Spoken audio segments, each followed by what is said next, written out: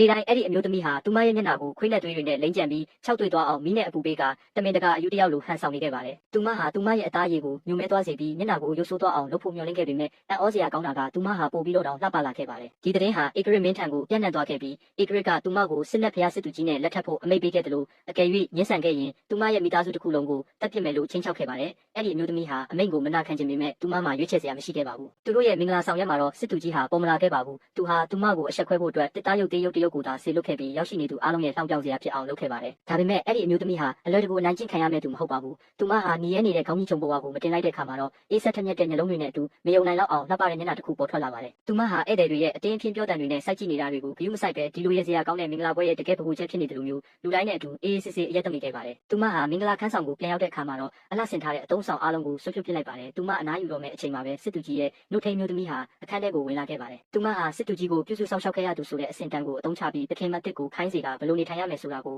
စုံမဩဝါဒပေးခဲ့ပါတယ်။အဲ့ဒီအမျိုးသမီးရဲ့မျက်လုံးတွေဟာအေးဆက်သွားခဲ့ပါတယ်။သူမဟာနှုတ်ထိန်စီကိုအားနဲ့ပြေးဝင်သွားပြီးပါးကိုအားရပါရရိုက်ချလိုက်ပါတယ်။သူမဟာဘယ်စေကံကိုမှသူမထက်အသာစီးရအောင်လုပ်ခွင့်မပေးပဲနောက်နေ့မှာတော့စစ်သူကြီးရဲ့အိမ်တော်တစ်ခုလုံးကိုပြောင်းပြန်လည်ပြင်မယ်လို့ဒေါသတကြီးတတိပေးလိုက်ပါတယ်။နှုတ်ထိန်ဟာကြောက်လန့်တကြားနဲ့ချက်ချင်းဒူးထောက်ပြီးခွင့်လွှတ်ဖို့တောင်းပန်ခဲ့ပါတယ်။အဲ့ဒီအချိန်မှာပဲမြောက်ပိုင်းနယ်ခြားစစ်သူကြီးဟာအိမ်ပြန်ရောက်လာပြီးသူ့ရဲ့နှုတ်ထိန်ထိခိုက်ဒဏ်ရာရနေတာကိုမြင်သွားပါတယ်။သူဟာအဲ့ဒီအမျိုးသမီးကိုစိုက်ကြည့်ပြီးဘာကြောင့်ဒီလိုလုပ်ခဲ့တာလဲဆိုတာကိုမေးမြန်းခဲ့ပါတယ်။အမျိုးသမီးဟာပြင်းထန်ပြီးကြောက်မက်ဖွယ်ကောင်းတဲ့အရှိန်အဝါတွေကိုထုတ်ဖော်ရင်းဖြည်းဖြည်းချင်းမတက်ရက်လိုက်ပါတယ်။သူမဟာစစ်သူကြီးကိုဓာတ်ရိုက်လက်ညှိုးထိုးပြီးသူဟာလူမိုက်ဖြစ်ပြီးအမျော်အမြင်မရှိဘူးလို့ပြောဆိုလိုက်တဲ့အပြင်သူ့မှာဆုံးမတုံတင်မှုမရှိတာကိုသိတာစီဖို့ကွယ်လွန်သွားပြီဖြစ်တဲ့သူ့ရဲ့မိဘတွေကိုပါထည့်သွင်းပြောဆိုခဲ့ပါတယ်။စစ်သူကြီးဟာဒေါသကြောင့်တုံရင်နေခဲ့ပေမဲ့ဒီလက်ထပ်ပွဲဟာဧကရဲရဲ့အမိန့်ဖြစ်နေတာကြောင့်သူမကိုကွာရှင်းလို့မရခဲ့ပါဘူး။ပိုဆိုးတာကသူဟာသူ့မှာချစ်သူရှိပြီးသားဖြစ်ကြောင်းအဲ့ဒီချစ်သူဟာအိမ်တော်ထဲမှာပဲနေထိုင်တဲ့ကိုလို့တော်ဖြစ်ကြောင်းအဲ့ဒီအမျိုးသမီးကိုပြောပြခဲ့ပြီးသူမကိုငြင်းငြင်းတက်တက်နေဖို့နဲ့မနာလို့မဖြစ်ဖို့ပြောခဲ့ပါတယ်။အဲ့ဒီအမျိုးသမီးကတော့ဒါကိုရေစရာလို့ပဲထင်ခဲ့ပါတယ်။သူမဟာအေးချမ်းချမ်းနေထိုင်နိုင်ဖို့အတွက်စစ်သူကြီးနဲ့သူ့ရဲ့ချစ်သူကိုသူတို့ဘာသာသူတို့ထားခဲ့ရတာကိုပဲပို့ပြီးတော့ပြောရှင်နေခဲ့ပါတယ်။သူမဟာစစ်သူကြီးအိမ်တော်ရဲ့စီမံခန့်ခွဲမှုကိုချက်ချင်းဆွတ်လွတ်လိုက်ပါတယ်။ဘာကြောင့်လဲဆိုတော့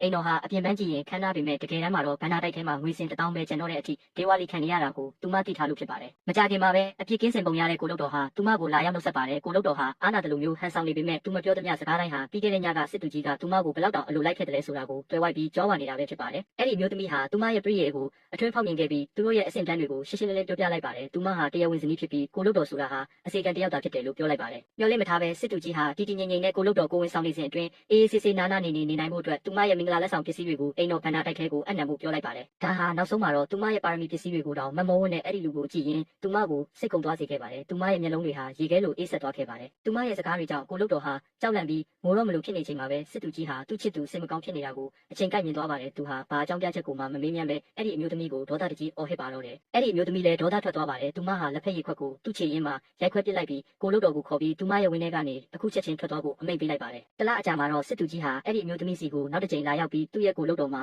ကိုဝင်ရှိနေပြီဖြစ်ကြောင်းကြေညာခဲ့ပါတယ်။သူဆက်ပြောလိုက်တဲ့စကားကတော့တကယ်ကိုအရှက်မရှိတဲ့စကားပါပဲ။သူဟာနန်းတွင်းအရာရှိကြီးရဲ့သမီးဖြစ်တဲ့အဲ့ဒီအမျိုးသမီးကိုအဲ့ဒီအချိန်ကစပြီးသူ့ရဲ့ကိုလုတ်တော်လိုမျိုးပဲနှိမ့်ကြတဲ့အဆင့်တန်းနဲ့နေထိုင်ဖို့တောင်းဆိုခဲ့ပါတယ်။အဲ့ဒီအမျိုးသမီးဟာလှောင်ပြုံးလိုက်ပြီးသူမဟာသူမရဲ့ကိုယ်ပိုင်ပါရမီပစ္စည်းတွေကနေရတဲ့ငွေကြေးနဲ့ပစ္စည်းတွေကိုသာသုံးစွဲတာဖြစ်ပြီးစစ်သူကြီးအိမ်တော်ကပြားစစ်တစ်စိတ်ကိုမှမသုံးစွဲခဲ့ကြောင်းရှင်းရှင်းလင်းလင်းပြောလိုက်ပါတယ်။သူမဟာအရှုံးမပေးပဲဖြည်းဖြည်းချင်းစကားပြောလိုက်ပြီးလူတိုင်းကိုတုံ့လို့သွားစေမဲ့အမိန့်တစ်ခုပေးလိုက်ပါတယ်။သူမဟာကိုလုတ်တော်ရဲ့ကိုဝင်ကိုဖျက်ချပစ်ဖို့အတွက်ကိုဝင်ဖျက်ဆေးယူလာခဲ့ဖို့သူမရဲ့အစီခံတွေကိုခိုင်းစေလိုက်ပါတော့တယ်။